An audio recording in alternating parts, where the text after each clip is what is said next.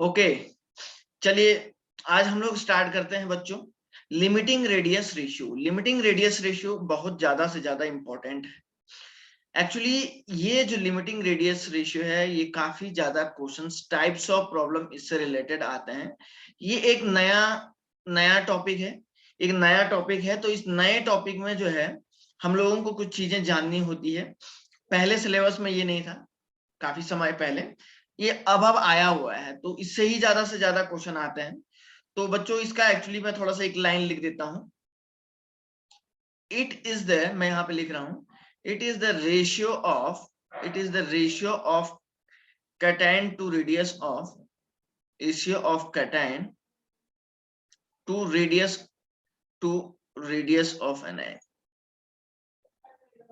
Radius of anion. कहने का ये मीनिंग होता है बच्चों, ये रेडियस रेशियो जो होता है ये रेशियो ऑफ कैटायन और एनायन के बराबर होता है। मतलब रेशियो ऑफ कैटायन और एनायन का जो रेशियो होता है इसके इक्विवेलेंट होता है ये रेडियस रेशियो। ठीक है, एक मिनट मैं थोड़ा सा इसे लगा लेता हूं यार। ठीक है ना। तो कहने का ये मीनिंग है कि बच्चों मैंने कहा it is the ratio of cation to radius of the anion. तो ये जो है इसको हम लोग इंडिकेट करते हैं, रेडियस रेशियो को आर से इंडिकेट करते हैं। अगर आपको कभी आर पूछा जाए तो आप मान के चलिए कि इसमें रेडियस रेशियो बोल रहा है, तो आर का मतलब हो गया कि रेडियस रेशियो की बात कर रहा है। ठीक है ना। तो बच्चों ये आर इज इक्वल टू, हम लोग अगर सिंपल सी लैंग्वेज में लिखते हैं तो हम लोग लिखेंगे कि रेडियस ऑफ कैटायन, ठीक है ना, radius of cation upon radius of anion. ठीक है ना, radius of cation upon radius of anion. बहुत ही सिंपल सी लैंग्वेज है कि सर जो कैटायन और एनायन का जो रेशियो होगा, जो कैटायन और एनायन का रेशियो होता है बच्चों, उसको बोला जाता है रेडियस रेशियो। तो हम लोग यहाँ पे बोलेंगे R of the positive upon R of the negative. तो ये आपका इसको ऐसे भी इंडिकेट करता है, आर पॉजिटिव इंडिकेट्स करता है आप लोगों का, ठीक है ना, कैटायन को, और ये ऐसे करता है। तो मैंने आप लोगों को एक बात बताई थी बच्चों, जरा आप लोगों को शायद याद होगी कि सपोज मैं इस तरीके से ऐसा बना रहा हूं, कोई हमारे पास जो है एक, कोई एक सर्कल इस तरीके से होता था।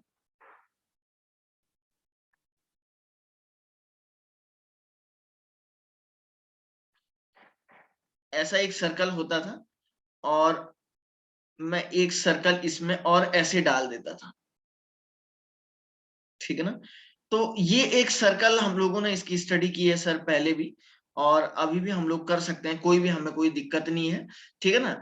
अब इसमें होता क्या है बच्चों, इसमें होता क्या है कि अगर आप लोगों को एक बात पता होनी चाहिए, मैंने आपको बताया था कि जब तीन एटम को मैंने ऐसे रखा हुआ है, इसके बीच में जो डिप्रेशन जनरेट हुआ है, इस डिप्रेशन को, ये जो डिप्रेशन जनरेट हुआ है, इस डिप्रेशन को बच्चों मैंने कहा था वॉइड्स बोला था, वॉइड्स बोला था। तो वॉइड्स का मीनिंग होता है कि मान के चलिए ये जो वॉइड्स होगा, ये इसके अंदर, ये वॉइड्स का मतलब होता है बच्चों पॉजिटिव चार्ज होगा। ये समझ रहे ना, वॉइड्स का मतलब जो ये अंदर यहाँ पे जो पॉजिटिव जो वॉइड्स दिखा रहा हूं मैं, ये इसका पॉजिटिव चार्ज होगा।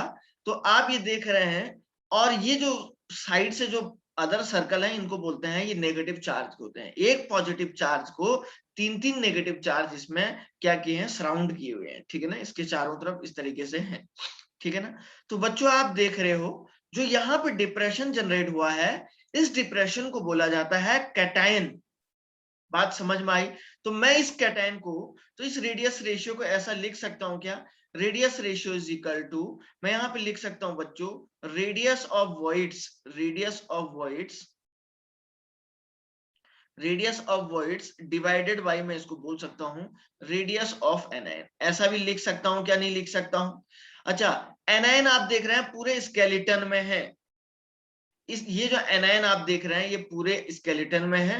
तो radius of anion is equal to R of anion is equal to बच्चों आपका हो सकता है, एनायन इज इक्वल टू हो सकता है बच्चों रेडियस ऑफ स्केलेटन में हो सकता है।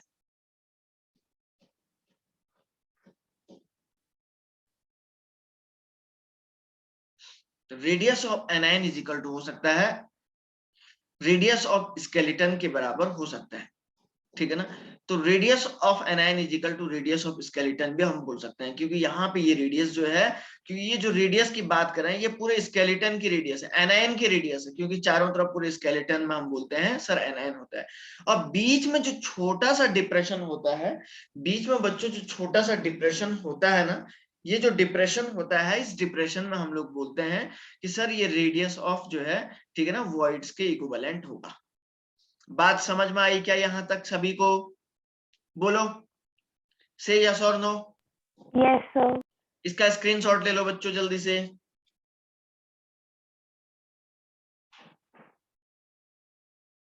ओके, तो चलिए बच्चों थोड़ा सा एक बात और इसमें जानने को हम कुछ चीजें जानते हैं, ठीक है ना।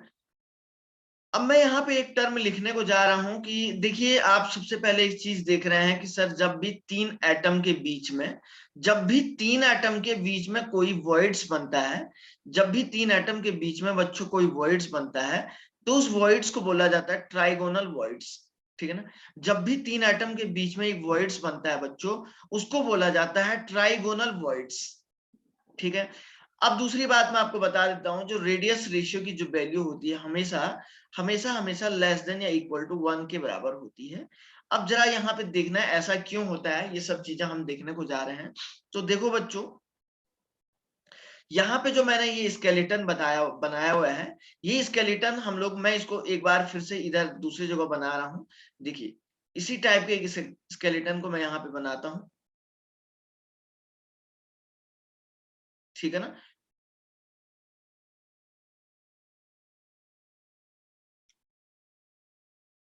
इस स्केलेटन को मैं एक बार फिर से और यहाँ पे बनाने को जा रहा हूँ, ठीक है ना। तो आपको बताया कि यहाँ पे जो बीच में ये पॉजिटिव चार्ज है, ये आपका क्या होगा बच्चों, ये रेडियस ऑफ वॉइड्स है, ठीक है ना। इसको हम लोग बोलते हैं रेडियस ऑफ वॉइड्स, इसको हम लोग बोलते हैं रेडियस ऑफ वॉइड्स, या वॉइड्स भी आपका बन जाएगा। तो देखो बच्चों, जब भी तीन एटम से मिला के, जब भी हम लोग तीन एटम को कंबाइन करके, जब भी बच्चों हम लोग तीन एटम को कंबाइन करके एक वॉइड्स बनाते हैं, तो उस वॉइड्स को बोला जाता है ट्राइगोनल। तीन एटम से मिलके बना हुआ है, तो तीन एटम का मीनिंग होता है कि सर ये जो वॉइड्स यहाँ पे होगा, तो इस वॉइड्स को बोला जाता है ट्राइगोनल वॉइड्स।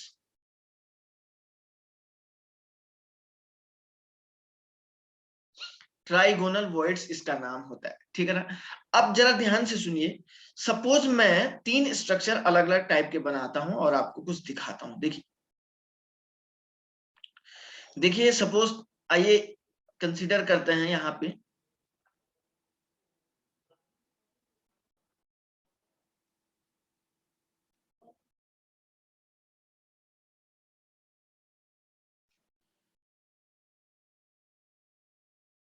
ये तीन स्ट्रक्चर को हम लोग थोड़ा सा देखना चाहते हैं।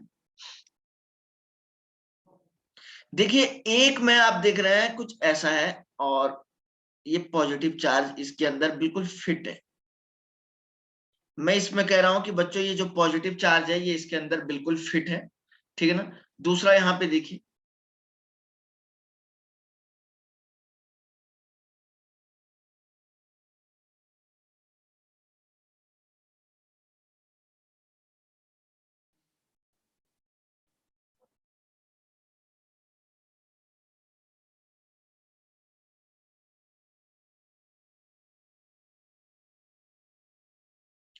दूसरा ये बना दिया है मैंने, और तीसरा एक और स्ट्रक्चर में बनाने जाऊंगा। देखिए, अब आपको मैं एक टर्म बताने जा रहा हूं कि सपोज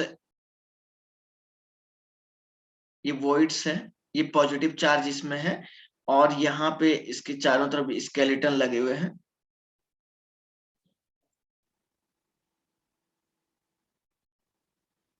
ठीक है ना। ऐसे तीन एटम लगा दो, इसको थोड़ा ठीक से बनाता हूं मैं,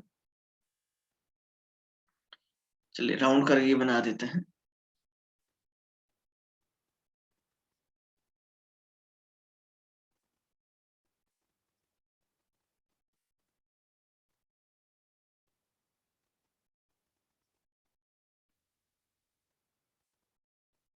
ओके, ठीक है ना। ये तीन अलग अलग टाइप के मैंने स्ट्रक्चर बनाए हुए हैं, ठीक है ना। यहाँ पे ये बिल्कुल मिला हुआ है, ये सब, ये तीनों जो ये अपने आपस में मिले हुए हैं, और यहाँ पे ये थोड़ा सा नहीं मिले हुए हैं, ऐसे, ये पॉजिटिव चार्ज ऐसे, ठीक है ना। और बच्चों यहाँ पे ये पॉजिटिव चार्ज काफी छोटा है, ये पॉजिटिव चार्ज बीच वाले में, ये स्ट्रक्चर ये मैंने बनाया है ए है, और यहाँ पे एक और स्ट्रक्चर इसको बोला है मैंने बी है, और यहाँ पे ये वाला जो स्ट्रक्चर है इसको मैंने कहा है आप लोगों से कि बच्चों ये सी है। अब मैंने कहा कि यहाँ पे 3 एटम के द्वारा जो वॉइड्स बन रहा है, तो हम लोग इसको जो है ट्राइगोनल वॉइड्स बोलते हैं, ट्राइगोनल वॉइड्स बोलते हैं।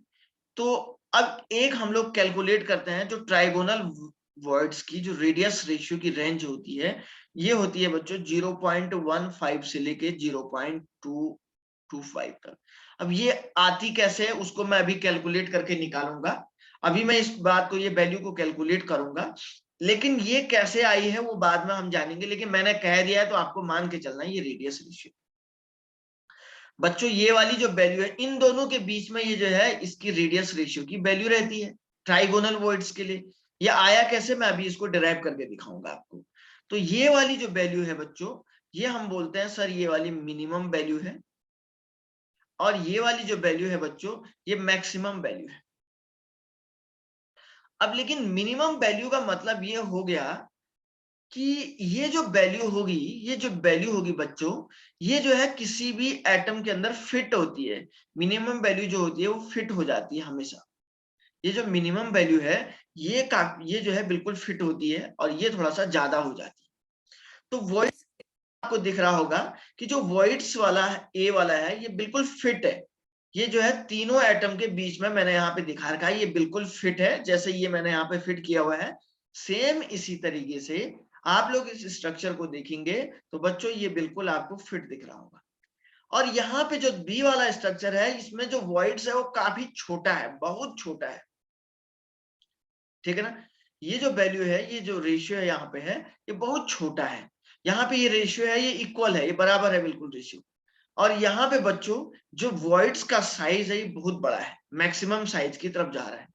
तो मैं अगर इसके लिए बात करूंगा तो इस ए वाले के लिए R of positive upon R of negative is equal to 0.15 के बराबर हो जाएगा। मैंने कहा था ये बिल्कुल फिट वैल्यू आती है ये वाली, है ना। इसमें वॉइड्स का साइज क्या है, बहुत छोटा है। तो रेडियस ऑफ कैटायन और एनायन समझ रहे हैं ना, रेडियस ऑफ कैटायन और एनायन जो आएगा, क्योंकि कैटायन तो बीच में है, कैटायन तो बीच में है, तो ये हमेशा लेस देन आएगा, लेस देन आएगा 0.15 से।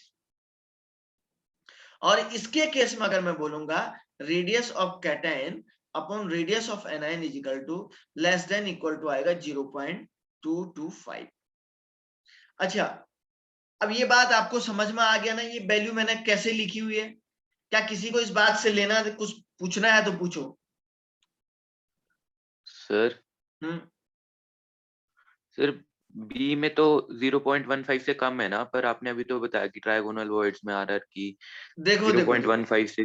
ये लेस देन क्यों है, वैल्यू तो इतनी है ना, ट्राइगोनल वॉइड्स की जो एक परफेक्ट ट्राइगोनल वॉइड्स होता है उसकी वैल्यू इसके बीच में आती है। अब इसकी कम क्यों आ रही मैं आपको बता रहा हूं, क्योंकि अगर मैं radius of ratio cation upon anion निकालूंगा तो कैटायन का साइज यहाँ पे बच्चों बहुत छोटा है, तो कैटायन का साइज बहुत छोटा है। अब उसको एनायन के साइज से डिवाइड करेंगे तो वो वैल्यू क्या आ रही, बहुत कम आ जाती है। तो R upon R positive upon R negative is equal to less than 0.15 के इक्विवेलेंट आएगी, ऐसा कुछ आएगा। आई बात समझ में क्या, और किसी को कोई बात पूछनी है तो पूछो।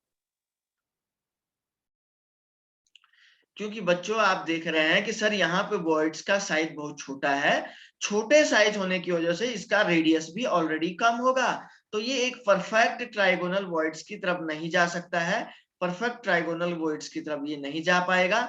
लेकिन इसके लिए अगर आपको रेडियस रेशियो की बात करेंगे तो सर ये 0.15 से कम आएगा, ये वैल्यू ऑलरेडी कम आएगी, क्योंकि यहाँ पे वॉइड्स का साइज बहुत छोटा है। ओके, और किसी को कोई बात कहनी है क्या, बोलिए बोलिए, समझ में आ रहा है पारुल आपको।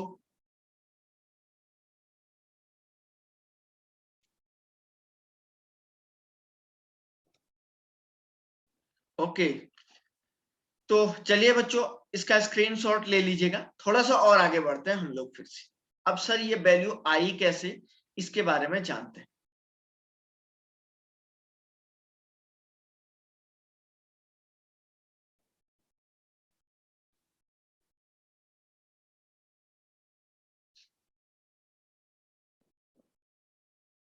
अब देखो भाई, अब देखिए भाई, इसमें एक बहुत ही अलग सी बात मैं और बताने जा रहा हूं। तो sir, radius ratio of trigonal voids कैसे हम लोग जान रहे हैं? तो मैं यहाँ पे लिखता हूं R of trigonal voids. Trigonal जो वॉइड्स आएगा, जो ट्राइगोनल वॉइड्स जो आएगा, इसकी रेडियस रेशियो कितनी आएगी, ये हम लोग बात करने को जा रहे हैं। देखिए बच्चों, बहुत ही सिंपल सी बात हमारे पास है। कोई भी ट्राइगोनल वॉइड्स आप लोग जानते हैं कि सर जो ट्राइगोनल वॉइड्स होगा, ये बिल्कुल 3 एटम के कॉम्बिनेशन से बना होगा। मतलब मैंने इस तरीके से 3 एटम ऐसे दिखाने थे।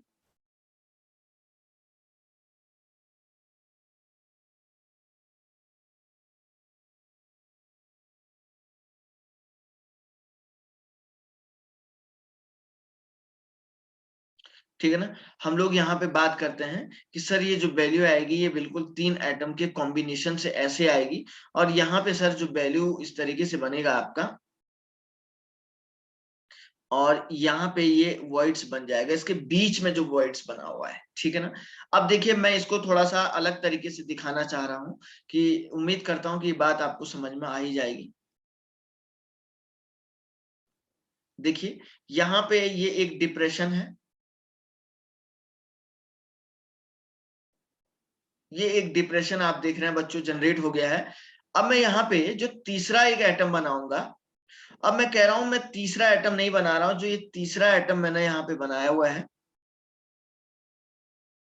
एक मिनट, यहाँ पे बच्चों जो मैंने तीसरा एटम बनाया हुआ है, मैं आपसे अब ये कहना चाहता हूं,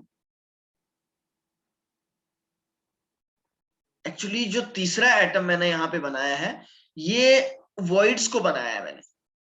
आप मान के चलिए कि सर ने ये 2 वाले पॉइंट यहाँ पे, 2 बॉल यहाँ पे बना दिए हैं। जो तीसरा बीच में छोटा सा राउंड है, उसको मैंने ऐसे बना दिया। मतलब मान के चलिए कि सर ये जो होगा, ये इसके अंदर फिट होगा।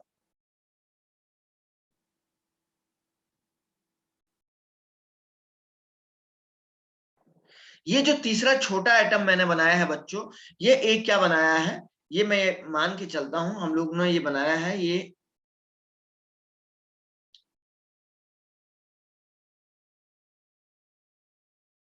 ऐसे में कुछ बना हुआ है। छोड़िए, इसको हम हटा देते हैं, सही नहीं दिख रहा हो। तो जो तीसरा एटम मैंने बनाया हुआ है, अभी मैंने इसका साइज को बड़ा करके बना दिया। जो छोटा साइज का यहाँ पे बनाया था, इसको मैंने बड़ा करके बना दिया है। तो आप देखिए, यहां से यहाँ पे जरा ध्यान से देखिए बच्चों, यहां से यहां तक की एक डिस्टेंस, इसको रेडियस बोलेंगे। ठीक है ना? ये रेडियस आप देख रहे हैं, ये वाली जो रेडियस होगी, ये रेडियस ऑफ एनायन होगी, नहीं होगी? आर ऑफ एनायन होगी, आर नेगेटिव इसको बोलेंगे। सर ये वाली आर नेगेटिव हो जाएगी। तो बच्चों, यहां से इसके सेंटर में से एक पॉइंट,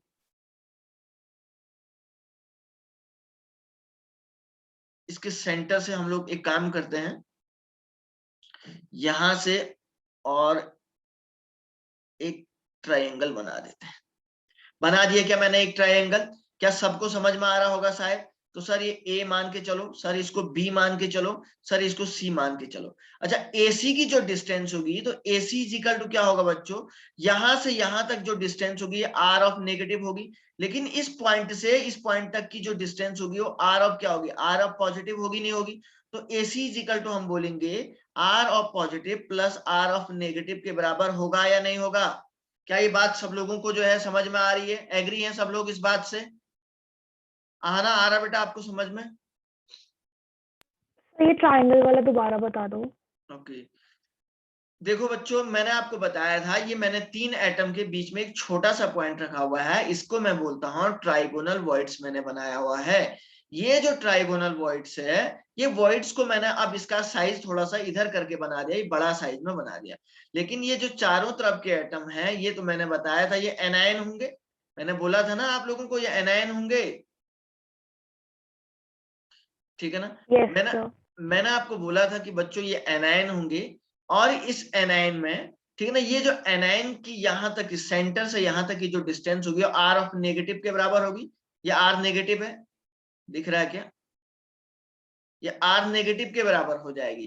तो मतलब ए से बी की जो डिस्टेंस होगी ये आर ऑफ नेगेटिव हो जाएगी, रेडियस ऑफ एनायन के बराबर हो जाएगी, है ना। और सर यहाँ से ए और सी के बीच की जो डिस्टेंस है बच्चों, जो सी और ए और सी के बीच की जो डिस्टेंस है, यहां से इस पॉइंट तक की जो डिस्टेंस है वो आर ऑफ नेगेटिव है, रेडियस ऑफ एनायन है। लेकिन इस पॉइंट से इस सी तक की जो डिस्टेंस है ये आर ऑफ पॉजिटिव होगी ना, क्योंकि रेडियस ऑफ कैटायन होगा। कैटायन क्या है? वॉइड्स है।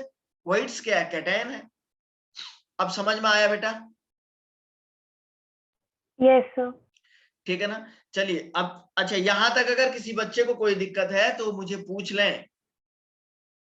किसी को भी अगर समझने में दिक्कत आ रही है तो पूछ सकता है बच्चों।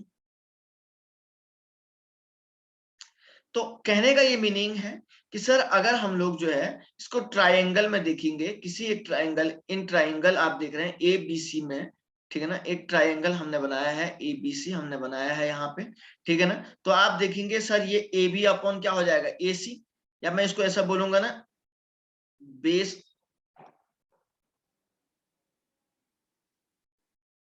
इसको ऐसे लिख सकता हूं ना, base upon B upon H, base upon hypotenuse लिख सकता हूं। इजिकल टू क्या हो जाएगा? कॉस 30 डिग्री की वैल्यू आ जाएगी यहाँ पे। तो बेस की वैल्यू क्या है? बी का मतलब बेस, एच का मतलब हाइपोटेनस की वैल्यू कह रहा हूं। तो सर ये ए बी अपॉन क्या हो जाएगा बच्चों? ए सी के बराबर हो जाएगा। इजिकल टू सर यहाँ पे क्या आ जाएगा? कॉस 30 डिग्री हम बोलेंगे, ठीक है ना। कॉस 30 डिग्री की वैल्यू यहाँ पे ले लेंगे।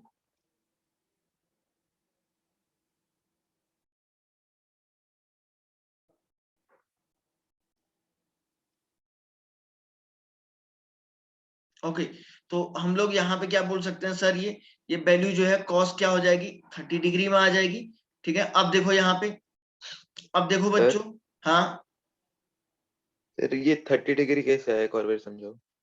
ये बेस अपॉन हाइपोटेनस की रिस्पेक्ट में निकालेंगे ना हम लोग इसको। हाँ पर सर एंगल हमको 30 कैसे होता है? एंगल हम लोग एक्चुअली 30 इसलिए ले रहे हैं, जो वॉइड्स होता है ना बच्चों, एक्चुअली इसलिए ये हम लोग 30 इसलिए ले रहे हैं। एंगल को तो 90 होना चाहिए था ना, एंगल को तो 90 होना हाँ चाहिए था, ये एंगल को 90 होना चाहिए था। लेकिन सर हम लोग एंगल इसके रिस्पेक्ट में इसलिए ले पा रहे हैं क्योंकि वॉइड्स क्या होता है, एग्जैक्ट 90 के रिस्पेक्ट में नहीं आ पाता है। नहीं समझ रहे हैं क्या? अरे नहीं समझ नहीं रहे हैं क्या? सर। अरे जो वॉइड्स होता है वो एग्जैक्ट, वो क्या होता है, थोड़ा सा इस तरीके से बेंट होता है। 3D में अगर आप देखोगे तो वो पूरा इस तरीके से नहीं होता, बेंट होता है वो।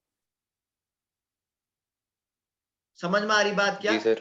तो वॉइड्स जब बेंट होगा तो वो जो, मतलब आप मान के चलिए ये जो वैल्यू होगी तो ये कुछ ऐसे में आती है, बिल्कुल 30 डिग्री, ये 60 भी नहीं, बिल्कुल जो है 30 डिग्री के रिस्पेक्ट में आ जाती है वैल्यू। समझ में आ रही बात? अब यहाँ पे नहीं दिखा पाऊंगा ना मैं, यहाँ कैसे दिखा पाऊंगा आप बताइए। सर ये तो आपका जो है ये तो बिल्कुल 3D में नहीं दिख पाया, 3D में ही दिखेगा, ये 2D में थोड़ा नहीं दिखेगा। दिखेगा क्या? नहीं सर।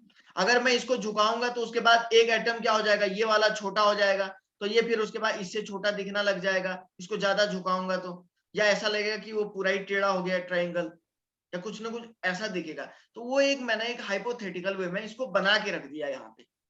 बात समझ में आ रही है क्या? अच्छा, अब बताओ जी बेटा, ए बी की वैल्यू कितनी है? ए बी की वैल्यू कितनी है? Are negative. आर नेगेटिव, और ये R negative plus R positive. अच्छा, कॉस 30 की वैल्यू कितनी होती है? √3/2। √3/2, ठीक है ना। चलिए तो बच्चों इसको मैं ऐसे लिख सकता हूं, 1 plus R negative upon R positive is equal to √3/2, ऐसे लिख सकता हूं क्या? तो बच्चों इसको ऐसे लिख सकता हूं, R negative upon R positive हो जाएगी।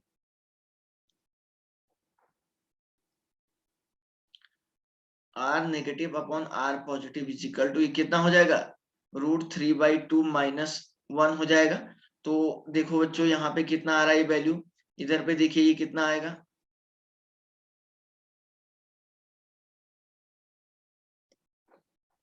तो बच्चों इस यहाँ पे अगर मैं इस वैल्यू को आर ऑफ आप देख रहे हैं, ठीक है ना। अच्छा अब आपको सॉरी एक टर्म और इसमें हम लोग थोड़ा सा एक चेंज और कर लेते हैं, थोड़ा सा इसमें एक चेंज और कर लेते हैं। मुझे R of positive upon R negative निकालना है, ठीक है ना। R of positive upon R negative निकालना है, तो यहीं से थोड़ा सा चेंज कर लेते हैं। R positive upon R negative निकालना है, हमें R negative upon R positive नहीं निकालना है, तो R negative upon plus R, ठीक है ना। इसको थोड़ा सा अपोजिट कर लो, तो आर नेगेटिव हो जाएगा इजिकल टू क्या हो जाएगा 2/√3 हो जाएगा। तो ये हो जाएगा 1 minus R positive upon R negative. मुझे ये वैल्यू निकालनी है ना, R positive upon R negative निकालना है, इसलिए मुझे उल्टा करना पड़ रहा है इसको 1/√3, ठीक है ना। अब इधर देखो ये क्या हो जाएगा, ठीक है ना। तो यहाँ पे ये क्या हो जाएगा, R positive upon R negative is equal to 2/√3 minus 1 हो जाएगा। तो R positive upon R negative is equal to कितना हो जाएगा 2 माइनस 1.73 डिवाइडेड बाई 1.73। ये कितना आ रहा है देखो तो अप्रोक्सीमेट ये वैल्यू कितना आ रहा है,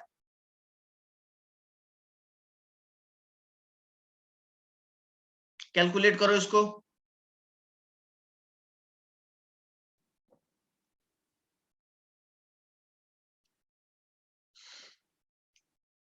अरे कितना आ रहा है,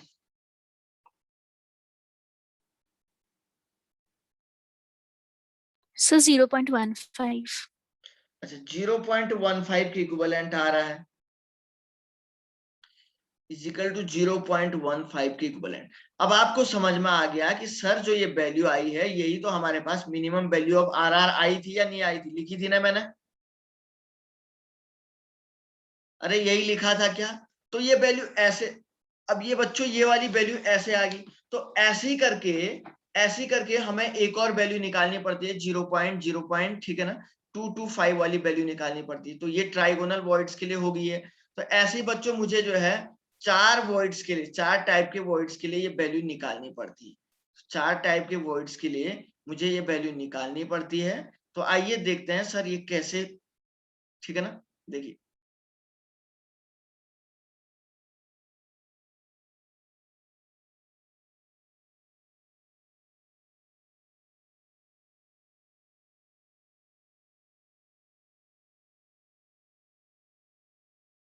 तो बच्चों ऐसे हमारे पास 4 टाइप की वैल्यू है। तो ये चारों वैल्यू हम लोग जो है नहीं निकाल पाएंगे, उसके बाद पूरा 8 वैल्यू निकालनी पड़ेगी। तो एक का हमने निकाल दिया, बाकी आपको जो है ये निकालने के लिए कहीं डेरिवेशन नहीं आता है।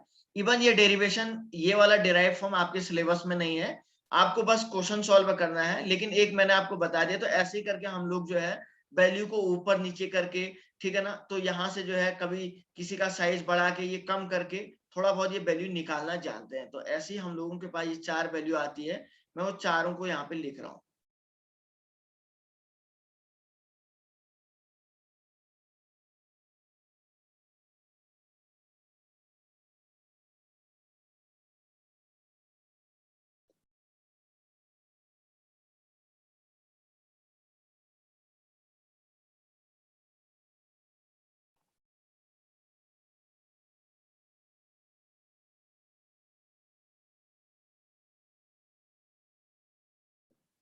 तो मैंने एक टेबल सी बना दी है यहाँ पे, ये टेबल बना दी है। इस टेबल में मैं एक एक करके लिख रहा हूँ। देखो देखो बच्चों, पहला हम लोग इसमें लिखते हैं, इसमें हमारे पास जो वैल्यू होती है आर आर की जो वैल्यू होती है, और यहाँ पे मैं लिख देता हूँ वॉइड्स कौन सा होगा इसमें, और इसमें सीएन, सीएन का मतलब कोऑर्डिनेशन नंबर, कोऑर्डिनेशन नंबर, ठीक है ना। देखो अगर मैंने कहा 0.15 से लेके 0.225 तक वैल्यू आती है, तो उस वॉइड्स को हम लोग बोलते हैं बच्चों ट्राइगोनल वॉइड्स, ट्राइगोनल या ट्राइंगुलर जो भी बोलना चाहते हैं, ट्राइगोनल या ट्राइंगुलर बात एक ही है। तो इसमें जो कोऑर्डिनेशन नंबर होगा ये 3 होगा, क्योंकि 3 एटम से घिरा हुआ होगा ये वॉइड्स, ठीक है ना। और देखो दूसरा इसी तरीके से हमारे पास होता है बच्चों, ये 0.225 से लेके अगर आप बोलेंगे सर 0.414 तक ये वैल्यू होती है, तो ये जो वॉइड्स आएगा टीडी, टीडी का मतलब आप समझ गए होंगे टेट्राहेड्रल की बात करें, तो यहाँ पे कोऑर्डिनेशन नंबर 4 हो जाएगा। तीसरा अगर मैं बोलूंगा सर ये वैल्यू अगर 0.414 से लेके 0.732 के बीच में आती है, तो हम लोग इसको बोलते हैं, ये जो वॉइड्स बनेगा ये बोलेंगे ऑक्टाहेड्रल वॉइड्स बनेगा, और ऑक्टाहेड्रल होगा तो इसमें कोऑर्डिनेशन नंबर 6 आएगा। सॉरी। और चौथा बच्चों हमारे पास होता है सर 0.732 से लेके 1.0 तक अगर ये वैल्यू आती है तो ये जो वॉइड्स होगा बच्चों, ये क्यूबिक वॉइड्स होगा, इसमें 8 आ जाएगी। अब आप बोलेंगे सर, अब बच्चों एक तो मैंने आपको डिराइव करके दिखा दिया, ये आपके सिलेबस में नहीं है, ये डेरिवेशन आपका जो है ग्रेजुएशन फर्स्ट ईयर में है, लेकिन मैंने आपको बताया, कम से कम ये टेबल में मैंने बताया बच्चों, इस तरीके से ये वैल्यू हम लोग निकालना जानते हैं, कैलकुलेट करते हैं, ठीक है ना। अब टेट्राहेड्रल वॉइड्स के लिए वैल्यू आएगी तो हमें जो है 4 एटम के रिस्पेक्ट में लिखना पड़ेगा, एक एटम ऊपर निकालना पड़ेगा, तो वो ट्राइंगल 90 के रिस्पेक्ट में बनेगा, समझ रहे हैं ना। अगर ऑक्टाहेड्रल के लिए निकालेंगे तो वो ट्राइंगल अलग तरीके से बनेगा, तो वैल्यू इसलिए चेंज आ रही है। तो ये सब निकालने में हम लोगों को बहुत ज्यादा टाइम लग जाएगा, हमें बस ओनली ये वैल्यू ध्यान रखनी है, इन्हीं के बेस पे, इसी टेबल के बेस पे हमें सारे के सारे न्यूमेरिकल सॉल्व करने हैं, ठीक है ना। तो जैसे यहाँ पे ये निकाला, ऐसे हमारे पास 0.15 के रिस्पेक्ट में एक वैल्यू और निकलती है, वो वैल्यू जो निकलती है वो 0.225 वाली जो निकलती है वो टेट्राहेड्रल के रिस्पेक्ट में निकलती है, समझ रहे हैं ना, टेट्राहेड्रल के रिस्पेक्ट में निकलेगी वो वैल्यू, ठीक है ना। और उसके बाद 0.441 वाला ऑक्टाहेड्रल के रिस्पेक्ट में निकलेगी, फिर क्यूबिक के रिस्पेक्ट में निकलेगी। तो ये अलग अलग वैल्यू आने का ये कॉज है कि सर ट्राइगोनल हमने इसलिए बताया क्योंकि ये थोड़ा आसान था, आपको ये थोड़ा समझाना भी ज्यादा दिक्कत नहीं आती। इवन थोड़ा वॉइड्स झुका हुआ रहता है इसमें, ये ट्राइंगल ऐसे झुका हुआ रहता है, ऐसे मतलब ये इसका बेस लाइन है, बेस लाइन से ऐसे झुका हुआ रहता है, तो ये थोड़ा सा दिखाने में दिक्कत होती है। लेकिन मैंने आपको बताया बच्चों, ये थोड़ा सा 3D है, ये चैप्टर ज्यादातर 3D है, तो 3D व्यू में मैंने कहा आप थोड़ा सा समझने की कोशिश करिएगा इस बात, ठीक है ना। तो ये जो टेबल है इसी के बेस पे अगर रेडियस रेशियो की वैल्यू अगर इन दोनों के बीच में आ रही है तो आप बोलेंगे सर वो टेट्राहेड्रल वॉइड्स होगा, इन दोनों के बीच में आ रही है तो सर वो, इन दोनों में ट्राइगोनल आ रहा है, इसमें टेट्राहेड्रल आ रहा है, इन दोनों में ऑक्टाहेड्रल आ रहा है, इसमें क्यूबिक आ रहा है। तो ये क्वेश्चन एग्जामिनेशन में पूछा जाता है कि आपको रेडियस ऑफ कैटायन और एनायन दे देगा या कुछ ना कुछ वैल्यू दे देगा और बोलेगा आपको जो है कोऑर्डिनेशन नंबर निकालिए, ठीक है ना। इसके बेस पे ऐसा ही टर्म आता है। ओके, किसी बच्चे को और कोई बात कहनी है तो बोलो, बोलिए। और इसका स्क्रीनशॉट लेने की कोशिश करिएगा बच्चों, इसका स्क्रीनशॉट लेने की कोशिश करिएगा जल्दी से। ये टेबल मेन है, इसी के बेस पे सारे के सारे क्वेश्चन आप लोगों के आएंगे और इसी के बेस पे बच्चों सारे के सारे क्वेश्चन आप लोगों के भी सॉल्व भी हो जाएंगे। आइए एक बेसिक सा क्वेश्चन करके दिखाते हैं, बेसिक सा क्वेश्चन आप लोग जान सकते हैं, काफी छोटा सा क्वेश्चन मैं यहाँ पे करूंगा पहले, बहुत ही बेसिक, ठीक है ना। चलिए,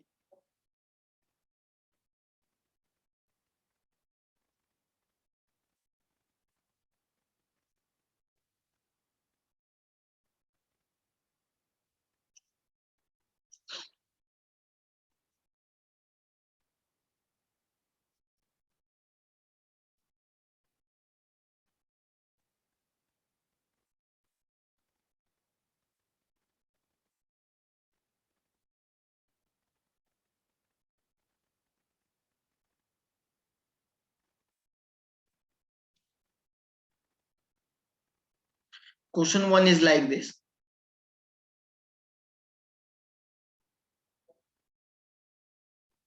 solid forms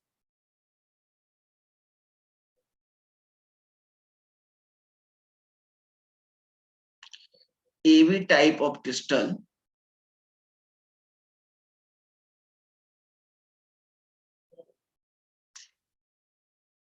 if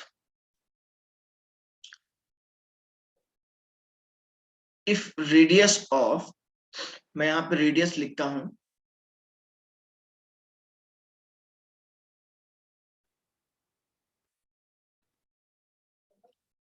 cation is 88 picometer and radius of anion is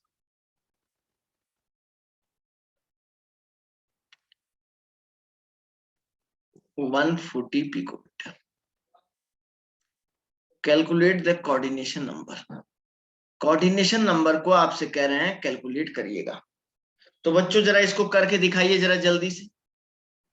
sir यही हो जाएगा R of positive upon R of negative. मैंने एक रैंडम क्वेश्चन लिखा हुआ है ये। सर ये 88 अपॉन 140 आ जाएगा। तो ये किसके बीच में आ रहा है भाई? देखो ये रेडियस,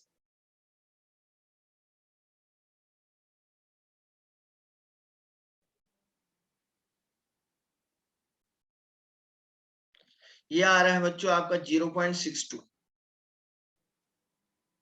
0.62 आप देख रहे हैं। 0.62 टेबल नंबर 3 में देखिए इसके बीच में आएगा, ठीक है ना।